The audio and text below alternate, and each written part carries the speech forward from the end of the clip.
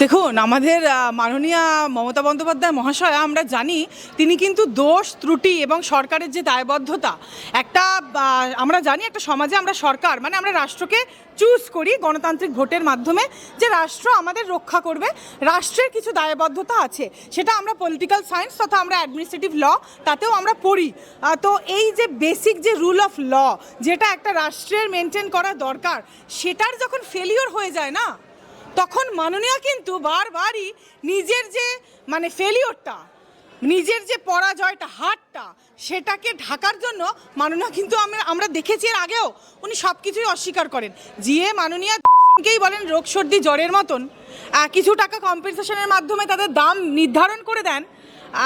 মানে মেয়েদের সম্মান বা নারীদের সম্মান ভুলুণ্ঠিত হওয়ার পরেও যার কাছে সেটা মনে হয় খুব সাধারণ একটা ঘটনা, জ্বর সর্দির মতন, সেই মাননীয়া যে চাকরি চুরির দায় অস্বীকার করবেন, এটা খুব স্বাভাবিক। বাংলা হান্টের আরো খবর দেখতে নজর রাখুন। বাংলা খবর মানেই বাংলা হান্ট।